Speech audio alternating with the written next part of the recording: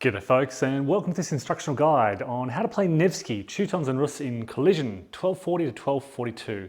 This is a design by Volko Runke. It is volume 1 in what's been called the Levy and Campaign series. This was published by GMT Games in 2019. It is called the Levy and Campaign series because gameplay revolves around a levy phase and a campaign phase. There are a few different scenarios in this game, plus a campaign. What I have here is the setup for the Watland 1241 scenario here. Just a 5-turn scenario. Now each turn is roughly 40 days long, and a turn takes place in one of 3 seasons, either summer, winter, or Rasputitsa. This is important for various things which I'll cover as we go along. So it's called the Levy and Campaign series because each turn is divided into a levy phase and a campaign phase. And basically each turn you'll follow the sequence of play. I'm going to run through the sequence of play and cover things as they come up. So basically the levy phase is a planning phase. It's where you will pay for the upkeep of your forces, you'll disband nobles that are at or beyond their service limit, you will muster new nobles and they will themselves muster new vassals, and you will add transport capabilities and other capabilities to those nobles. In the campaign phase, you will maneuver with these nobles on this map and you will wage war, you will ravage the land, you'll try to capture or conquer enemy strongholds and basically gain victory points. Okay, let's start with the levy phase. The first thing we do in the levy phase is draw event cards. Now each player has his deck of event cards, and if it's the very first levy turn of a campaign, we draw and look at the capability side of things. Cards will have a top half which shows their event and a bottom half which shows their capabilities. Capabilities will either be generic or they'll have a this lord. If a card has this lord and the relevant lord marker is in play, in this case it's any, I can apply this to the corresponding lord. So I can attach this lord card to any lord. So if I attach this to Yaroslav, it enhances his capabilities. I draw a second capability because it's the first levy of the turn. This is a generic capability. Heinrich and Knut and Abel have a command +1.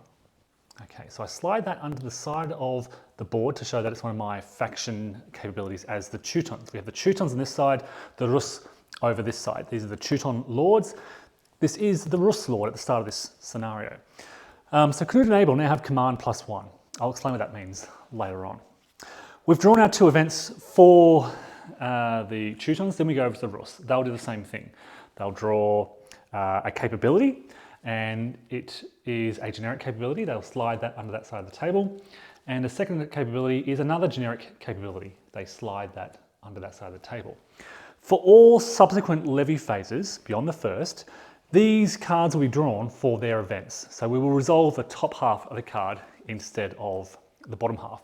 And the events will either be that they happen immediately or that they can be held until the relevant circumstances arise and we can play those. With that Arts of War, this is the Arts of War deck, with the Arts of War phase complete, we move on to pay. And this is basically where you're paying your lords to stay in the field. So if I can take the example of Yaroslav here. So Yaroslav is campaigning in Russian territory, and we're on this turn here. This is his service marker. What this means is that he's only prepared to serve until the turn reaches this marker, and then he'll disband. His forces will go home. So we need to try to convince Yaroslav to stay in service for longer. And we do that by paying him loot or coin. So if Yaroslav, for example, here had any loot or coin with him, he could spend that to extend his service duration. Fairly straightforward. This is a very important part of gameplay because a lot of your lords will have relatively low service duration, as indicated by their service number. This is the first number we're getting to here. So Yaroslav has a service rating of 2. This means that as a default, he only wants to serve for 2 turns. If you bring him into play, he will only serve for 2 turns. You will need a lot of loot, a lot of coin to convince him to serve for longer. And you will need your lords to serve for a very long time. If you're playing the full campaign, 16 turns, that's a lot of coin and a lot of loot to convince Yaroslav to serve for longer. I'll explain how to get coin and loot later on. But basically this is when you spend that coin and loot to convince them to serve later on. Let's say we failed to pay Yaroslav and the turn marker has moved up to this space. On this day, Yaroslav's forces will disband. We take Yaroslav off the map, we take his forces off the map, and well, he's not very happy with us, so he moves away. So very important that you pay your forces to keep them in service. The next step is the muster step, and this is where you're making a lot of careful planning about what you want to do. You will look at each of your lords and they'll each have what's called a lordship value. 1 for Yaroslav, he's not very powerful. A 3 for Andreas, very powerful, and a 3 for Knud, also important. They can spend this lordship value to do various things. One of the most important things they can do is attempt to bring other lords into play. Now, if a lord's counter is at or to the left of the turn marker, I can attempt to bring these lords into play. I simply look at the lord that I want to bring into play. In this case, Rudolf. Rudolf is at or to the left of the turn marker, and I look at his fealty rating. Now, Rudolf has a high fealty rating. 5 out of 6 is very high, one of the highest.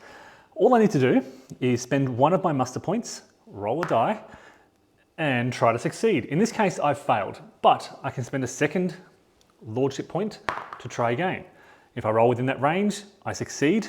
Rudolf will join my faction. I'll place him in one of his starting locations and set up his forces. So it's very important to recruit new lords to your army. It enhances your forces. It gives you greater sort of operational capabilities and helps you win the war. But if you bring out all your lords too early, that's a lot of upkeep. Keep in mind, when Rudolf joins, he only has a service duration of 2. So it's going to require a lot of coin and a lot of loot to keep him in service. So you don't necessarily want to have all your lords in play from the very start of the campaign, for example. You may want to wait a little bit until you can be assured that you can maintain their service. The other thing you can do as part of this muster phase is ready some vassal forces. And this is just a case of sliding up a vassal tile from one of your lords and placing the relevant forces in play. So if I put this vassal, and this is Teutonic vassals, if I bring them into play, I get 2 new men at arms into my army.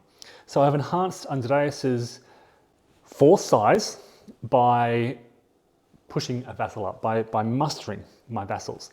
Every lord will have their army, their force dispositions on their tile. So what we have here is a knight, very powerful unit. We have 2 sergeants, quite powerful, and 3 men at arms. So this is, I can tell you, quite a strong army. Yaroslav has 1 knight, he has 1 light horse, and he has 1 man at arms. And this is a decent force. The knights are very strong, the men at arms are quite strong, but not a large number of forces. So he may want to consider mustering his vassal to give himself 2 more militia units. So that's how you enhance your forces.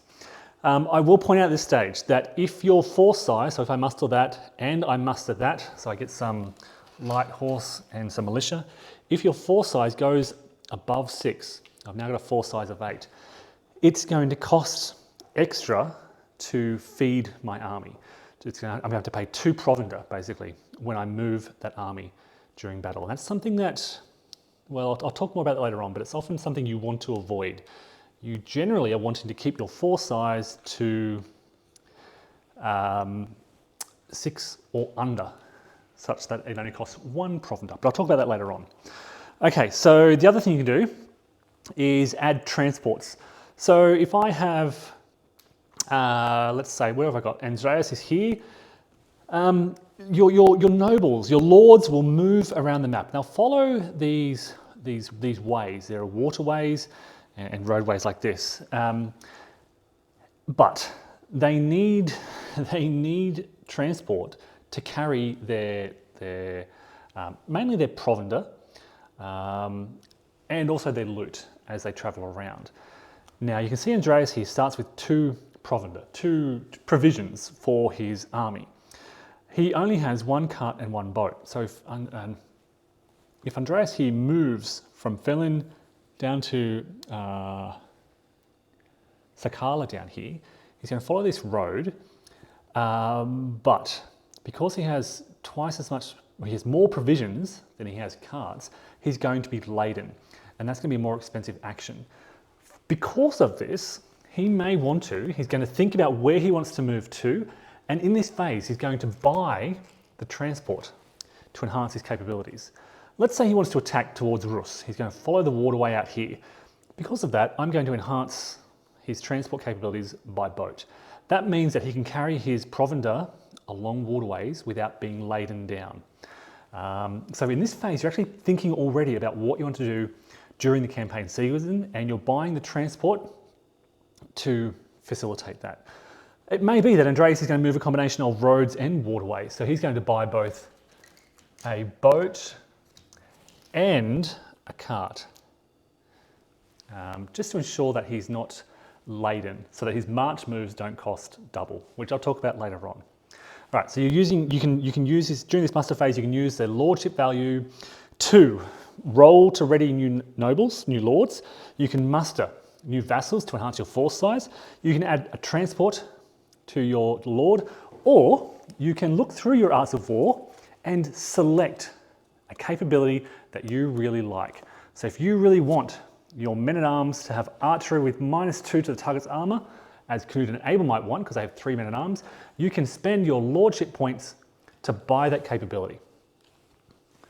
Again, you can have, each lord can have up to 2 capabilities, and your faction, your side, the Teutons here, can have generic capabilities equal to the number of lords they have in play, in this case 3. Once you've completed that muster phase, basically each lord who is in a friendly location can perform mustering up to their lordship value. A friendly location is basically your side's territory or a conquered enemy stronghold, provided there's no enemy lord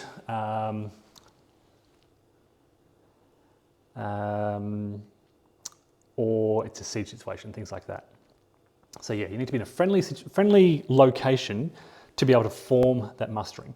Often when you're out in campaign, you can't perform that mustering activity. The final phase in the levy segment is what's called a call to arms. And well, there's 2 parts to this. First of all, if the Teutons have let me find the card first. If they have the William of Modena card in play, they gain access to the legate. Okay, so when this card comes into play, you place the legate pawn on that card. This unlocks a special series of capabilities. They can, on subsequent turns, use that legate to automatically muster a lord if the legate is at a lord seat. So let's say Andreas picked up the legate and they moved down here to Odenra. They can use the legate to automatically muster Herman. Here he is. To automatically muster Herman without requiring a die roll. All right, Herman has decent fealty anyway. You might want to use this for a Heinrich, for example, who has a slightly lower fealty. So if Andreas takes the legate out to Lille, to Heinrich's home area, as denoted by the shield here, he can automatically muster him, and the legate returns to that card. You want to use that legate. You want to put that card into play as early as possible and use that legate as frequently as possible. The legate can also be used to slide the cylinder of a lord with a seat at the legate 1 box to the left. What this means is, for example, if I've got Herman and Herman doesn't become available until turn 8, if I can get the legate to move to Herman's home area one of these two areas, I can use the legate to slide Herman one to the left, thus making him available for recruitment earlier in the campaign. And the final thing the legate can do during this phase is to have a lord at the legate's friendly locale use his leadership. So what that means is if the legate is with Andreas, I can spend the legate to have Andreas use his leadership of 3 to muster. It's another bonus muster. And again, you can ready new lords, you can muster vassal forces, you can buy new transport, or you can add a capability. Once the Teutons have done their special call to arms, it's the Russians' turn. And they have a slightly different call to arms sequence. They don't have William of Modena or the legate. Instead, they can pay a victory point from what's called their Vesh here to either slide a lord cylinder 1 box to the left, they can auto muster a lord, or they can have a lord at a friendly locale use their lordship for muster. So the same actions, but instead they're spending victory points to do so. Okay, that's the levy phase. So during this phase, you are building your capabilities. You are recruiting new lords to your side. Whenever you recruit a new lord, as I said, let's say, for example, that we had the legate in play and they moved over here to Heinrich. Heinrich is available because his noble cylinder is on or to the left of the turn. We bring Heinrich into play. We'll put all his forces here. We will put Heinrich's service marker, his service rank ahead on the turn track. So his service ranking is 4. We go 1, 2, 3, 4. Heinrich is quite loyal. He's going to serve with us for 4 turns. And that's it. That's the levy phase. When you recruit a new noble, they can't spend their lordship on that turn. They'll have to wait until the next turn.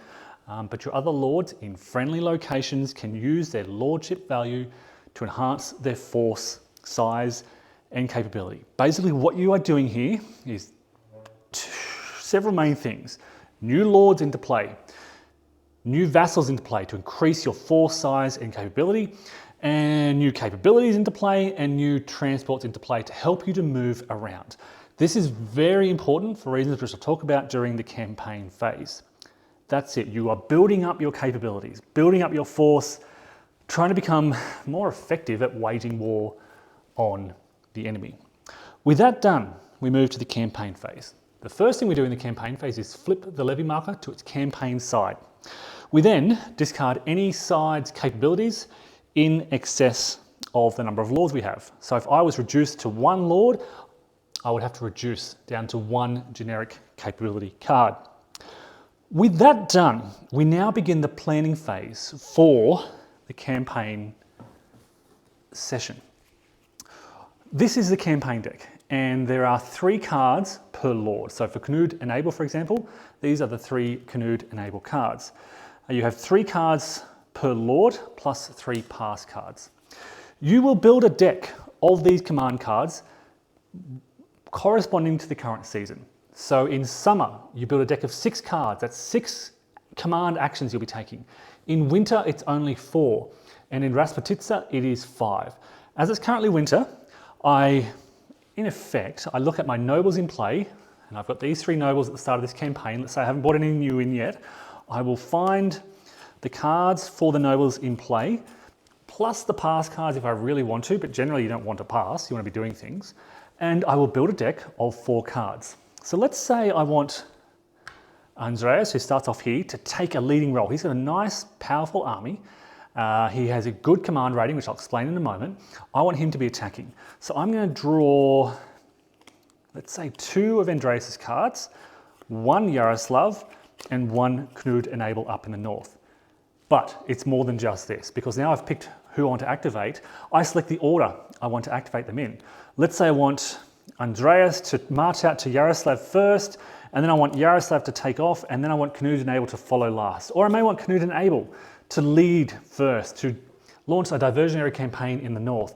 And then I'll get Yaroslav to go second, and he will march down to the south towards Veliki Luki. And then I'll follow up with Andreas. This command phase, the planning phase, actually takes, it can take 5 to 10 minutes as you try to figure out what you want to do, what order you want to do things. And keep in mind, this is all secret. Your opponent doesn't know who you're activating, what order they're activating in, or indeed what you are planning.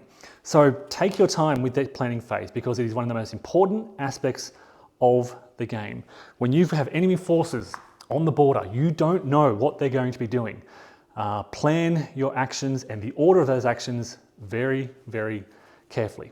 Once you've done with your plan, you've set your plan up, you place your planning deck face down so your opponent can't see it, and we get to the, another thing you can do here, is designate lieutenant. So if you've got two people in the same space, you can designate one as a lieutenant to take command of the army as a whole to make a more powerful army. Once you've done that planning phase, you begin the command phase, and all you do is reveal the top card of the deck. In this case, I have activated Canute and Able. Canute and Able are then able to activate equal to their command rating. Their command rating is the third rating shown here, 2.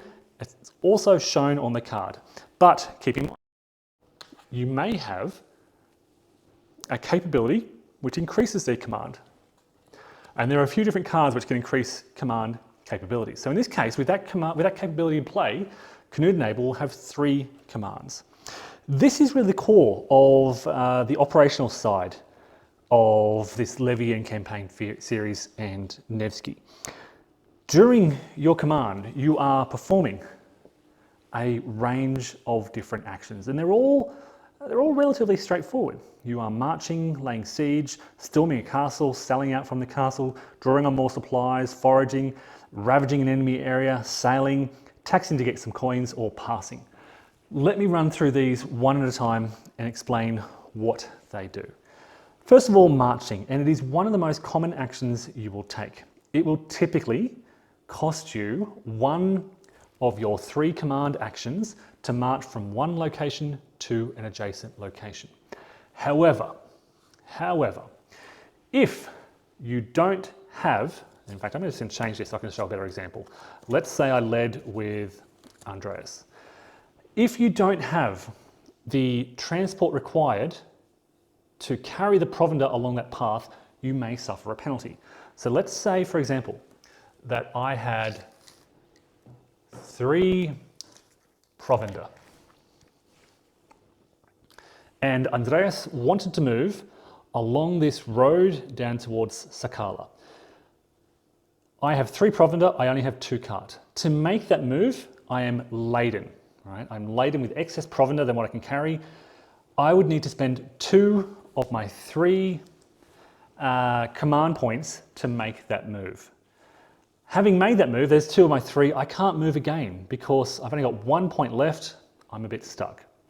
If you're ever in that situation where you are laden and need to spend extra movement points, you can discard excess provender to put yourself in an unladen capacity to make that move. So with 2 carts, I can make this move along the road with my 2 provender, unladen, costing just 1 action point from my command.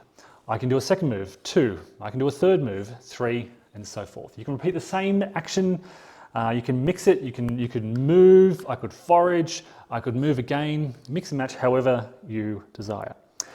You'll notice that there are 2 main types of ways: the waterway and the roadway.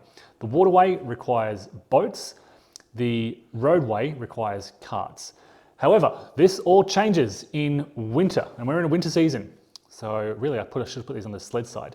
In winter, the rivers freeze, the roads become full of snow, and lords rely on sleds instead. This is all summarized at the bottom of the season sheets here. Sleds only.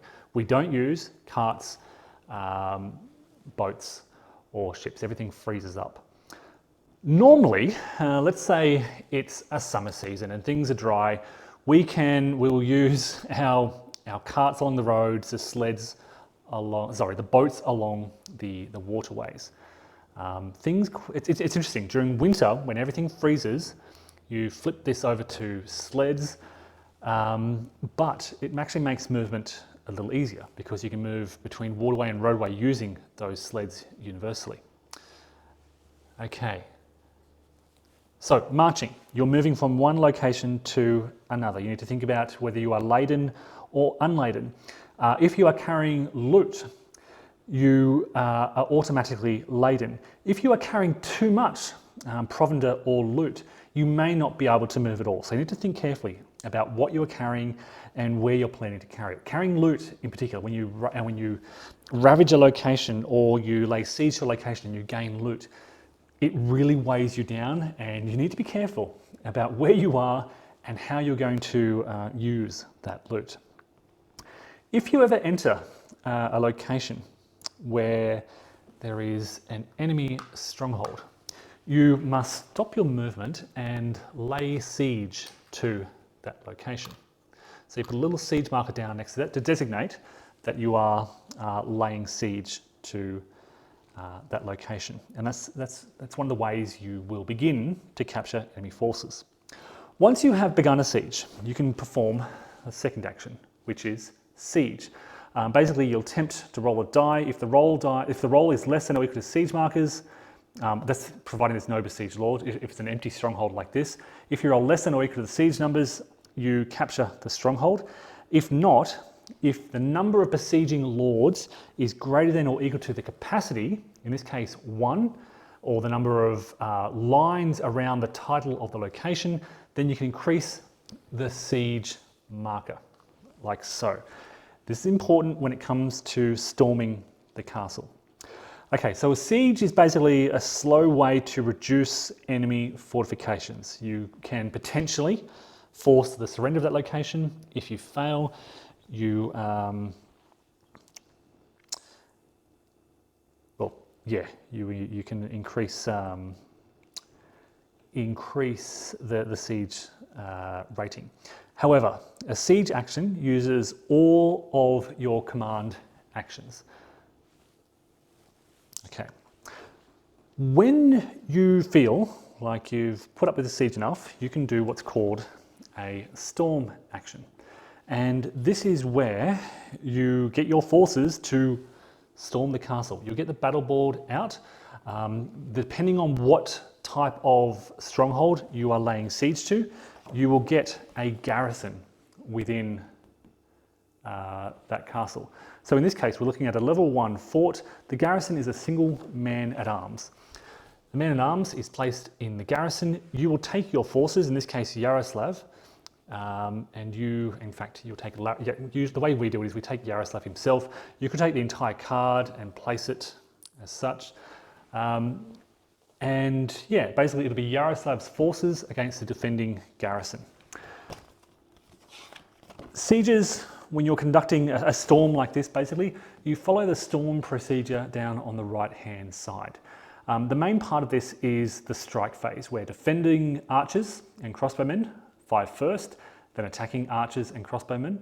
And then in the melee phase, all stronghold defenders attack, and then all attackers get their strike. You'll add up hits. So basically each different type of unit will conduct a number of strikes, they'll perform a number of hits. You will basically tell the defender how many hits you've inflicted. They will then, in a storm procedure, they will roll for their defense. Now, if they're in a siege, they have walls. So they'll first roll to see if the wall protects them. In a fort, the wall will protect them on a 1 to 3.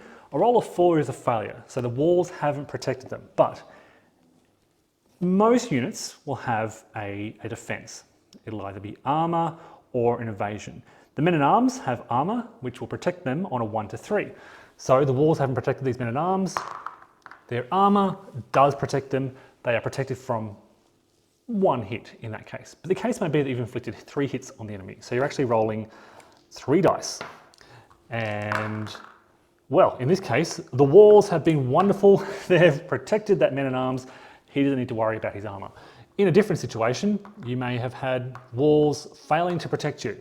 And so the man-at-arms must roll again, and his armor hasn't protected him, so he dies. You can conduct rounds of combat equal to the siege markers in that space. If you've only got 1, you can only conduct 1 round of combat. And if the defenders survive, they win that siege action. And the attackers will need to wage war at a later stage. They'll need to do another siege action later on. If the attackers succeed, which they'll often do, then they get the spoils, victory point and spoils. If you're capturing an enemy stronghold, you gain victory points by placing stronghold markers. In many scenarios, we'll start off with enemy strongholds already captured and the victory markers in place and added to the calculations. You'll also get loot, provender for your army, and coins to give to your nobles to keep them in service. So the benefits for successfully capturing these strongholds is quite impressive. It's a way to keep your nobles in play. It's a way to keep your armies fed in the field. Going back to the march move, whenever an army moves or fights, you place a moved fort marker on them. And at the end of their command, you must pay provender to supply that army. As I said earlier, if your army is size 1 to 6, you pay 1 provender from that lord's card. If your army is of size, if your lord, is of size 7 or greater, they must pay 2 provender. And if you ever fail to feed your people, your lord gets angry and his service duration will reduce. So he gets angry that you're not feeding, you're not providing the provender. You are not providing the provender for his army, and he will want to return home much sooner than expected. That happens. You place a moved fort marker whenever you move, whenever you fight. This includes on the defense. So let me talk about defenders now. If you move into an area where there is an enemy defender, he's moving here, he's about to move in there. That defender has a choice. He can stand and fight, or he can avoid battle. Avoid battle is pretty straightforward. He just moves to an adjacent location, not from where you've ever been attacked from. The attacker has moved, and now the defender has moved. So both forces now will need to provide provender. That means that even on the defense, you must have the provender available to feed your army. And in this case, let's say, well, Damash doesn't at the moment because I haven't set it up. He would have an unfed army, which would get angry, which would reduce his service duration. If, let's say, the Teutons attacked Damash while he was in Kaibalovo, he has the additional option of withdrawing into the fortification. That commences a siege, and we now have Damash inside that fort, adding to the garrison strength. Quite an impressive defense. And in this case, I think Canute and Abel would be a bit hesitant to attack that fortification. In fact, Damash might feel pretty strong in this case, and he might be tempted to sally. Basically, he attacks as per a battle an enemy that's laying siege to him. Okay, let's cover some of the other main activities, the actions that you can do. An important action is supply. Okay, so each side will draw supply from 1 or 2 main sources. First, they will draw from their home areas. So you can see Andreas here has 2 home areas on the map. There is an event which adds these additional locations as home seats, but let's say that's not in play. So Andreas can draw supply from here and here. The Teutons can also draw supply from seaports. Okay, you simply determine up to 2 seats. Each of the seats can provide up to 1 provender each, and you have to have the transport to be able to reach those supply sources. In this case, in winter, a sled can reach along here, and you can gain supply from Venden and a supply from Riga as well. Okay, and there's a port here as well, so these ports can also be handy for drawing supply. When you draw supplies, you basically add to your provender. So it's one of the most important ways that you add provender. Let's say Andreas has been sitting here gathering a heap of provender. Okay, he's gathered 4 provender. He did a supply action, 2 provender, let's say, and he's ready to march out. The problem now is he's laden, and any movement is going to cost him 2 command points. So you want to have both, you want to have a lot of transport and a lot of provender all at once. It's one of the things you need to manage. How are you moving your army around? Ideally, you kind of want to keep your provender on par with your transports and vice versa. If you're planning a big campaign, you want to think ahead and increase the transport capabilities to support your army in the field. Once you begin attacking enemy areas, you can conduct a different type of action called forage. But there's some more limitations to forage. You can forage at a friendly stronghold, or in winter, or the Rasputitsa, or anywhere in summer. If it's summer, you can forage in enemy territory. And foraging is simply adding 1 to your provender. So if you were to forage with Andreas out in the field, he would just add 1 to his provender, like that. The limitation on that is that you cannot forage in an area that has been ravaged. Now this is an important consideration because you gain victory points by ravaging the land. I'll talk about that next. In fact, I'll talk about it now, then I'll come back to foraging. So ravaging, what do you do when you ravage? You ravage in enemy territory, except conquered land. So you've conquered land, that's kind of yours now. So you want to move into enemy territory. You simply place a ravaged marker on the spot, matching your color, they're double-sided. You place a ravaged marker on the spot, you gain half a victory point. So the victory point marker has half sides, so you flip that over to its half side. You gain a provender for your army, and if it's a locale other than a region, you also gain a loot. So these are regions, they don't really have towns on them, it just shows like some trees and a river. This Godov, in contrast, is a town, I believe, and it will provide you with the half victory point for being ravaged, the provender, plus a loot counter. The problem now is that Yaroslav is in enemy territory and he's carrying loot. So he will be laden down and it'll be much more difficult for him to return, for example, to Pskov. Okay, the other problem is once you've ravaged a land, you can no longer forage from it. So let's say Yaroslav moved out there, he ravaged the land, he gained a provender. At the end of his move, he must feed his army, so he spends that provender. His problem now is he cannot forage in this land to gain provender. He needs to move to fresh land that hasn't been ravaged. And these ravaged markers are not removed, they remain on the map. And by the end of a campaign, you will have ravaged lands across the map, making it very, very difficult for you to forage. There are also some horrific Rus events that cause a famine and prevent you from ravaging as well. Okay, another action you can do is sail. So basically if, and I will point out, Canute and Abel start with 2 ships and they're very good at sailing. If you start your turn in a port, you can spend your entire command to move to another port symbol. You cannot do this in winter, and you must also have enough ships for your horses. The Teutons require 1 ship per horse. The Russians require 2 ships per horse. Plus you require ships for your provender. You need 1 ship per provender and 2 ships per loot. So traveling by a ship can be a good way to move from one location to another quite rapidly, but you need to ensure you have enough ships to carry your army. And I will point out that Canute and Abel have a nice event where, here we are, their ships each serve as 2 ships. So if you can get this capability under this lord for Canute and Abel, their 2 starting ships count as 4. They can carry their 2 starting provisions and their 2 horses to another port. That's a good way to start with Canute and Abel.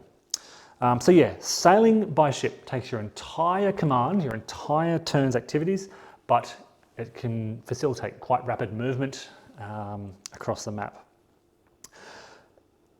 The second last action you can do is to tax. Now basically, if you are sitting in your home seat, so if Andreas is sitting in his home seat, he can tax. He adds a coin to his provisions, and he can use that coin, spend it during that early upkeep phase in the levy phase to push his service marker out by 1.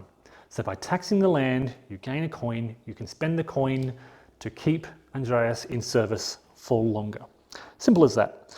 And the last action you can do is pass. You simply do nothing. Okay, folks, they're the actions. Now there's a lot that I've skipped over. I've skipped over a lot of edge cases. I've really summarized the storm procedure very quickly. Battle procedures work much the same. If you have, let's say that Damash really wanted to fight and Yaroslav came up to confront him, you do something similar to the storm situation, but you'd have attacker on one side, defender on the other. If you have multiple nobles in the same situation, you'll have one occupying the center, one occupying the flank. If you have two large armies confronting each other, it may be that the flanks are fighting against each other. If one outnumbers the other, the flanks converge and attack the outnumbered opponents. But basically when you're looking at this, you're looking at the forces on the Lord's mat. You again follow the battle procedure, conducting hits. There are no wars in this case, so you're really just focusing on the armoured capabilities of your forces. This is why knights are so important. They have armour, armour protection, which will protect the knight on a 1 to 4, and they do two times strikes in battles per knight. So these Teutons with all their knights can be quite strong, particularly if they begin recruiting their vassals. So once you have completed, once you've worked, so with my command phase done, my opponent plays a command phase, I draw my next command phase, and so forth until both decks are exhausted, you end the command phase and you move to the final end campaign step of the sequence of play. If it's the last 40 days of the scenario, you end the game and award win to the highest VP. If it's the last 40 days of summer or winter, you flip your sleds and carts and reduce them by half. So yeah, at the end of summer, as we're coming into winter, you'll flip your carts over to sleds. At the end of winter, you'll flip your sleds back over to carts, but you do lose half of what you have. Then you have wastage, kind of like attrition. And this is a bit of a tricky one, but what it boils down to is if you have more than one of an asset, then you must discard any one asset or card from that lord. It's basically a seasonal attrition. If you have too much stuff, so in this case, Yaroslav would not have to suffer any attrition, but Andreas would, because they have more than one of a type of asset. And basically they'd lose one of their assets of their choice. You then unstack any lieutenants. If the Russians have the serfs event in play, you remove their serfs. Then you can discard any Arts of War cards that you are holding on to that you don't want anymore. And why might you want to do that? Well, let me point out what happened in our last game. The Russians had quite a large army and they were building up quite a lot of capabilities on their knights. And it got to the point where their event deck was so small that this famine event kept coming out. But if that, and it was very powerful for them, but if they had that a particular event in play being held, they may want to re-enter it into the deck to open up to access the capability, or vice versa. If they've got a capability in play like Raiders, I might want to put that back in the deck to open it up more for the event. You can discard, you can discard a capability if a lord has more than two. They're only allowed to have 2, not 3. But during this phase, you can discard any Arts of War card. Then the last thing you do is advance the campaign marker to the next phase and put it levy side up, and you begin again with that levy phase. Whew. Okay, folks, I hope that has made some sense. So you are using the levy phase to build up your army. You're using the levy phase to muster new nobles. They will in turn muster new vassals, which will increase their capabilities and the size of their forces. You will purchase new transport, or not purchase, you'll acquire new transport to help you to move around the map speedier, to avoid being laden. And you will secure these capabilities at will. You can select these capabilities. These are not a random draw. You say to yourself, okay, what do I want to do? What have I got in play? You can build castles, for example. There's a lot of things you can do. You can have ransom. The Ordensbergen event is pretty cool. It brings these commanderies into play. What else? Okay, let's say Ballastari. My lord's men-at-arms have archery. I think I spoke about that earlier. There it is. You pick that card and you attach it to a noble as you please. Whew. There you go, folks. That's Nevsky in a nutshell. I hope this has been of interest. I hope it gives you a sense of how the game plays out. Now that you've sort of watched this, there are some edge cases that I haven't covered in the rule book. What haven't I covered? I've skimmed over battle, skimmed over storm, foraging I've mentioned, ravaging, sailing, feeding, taxing and the like.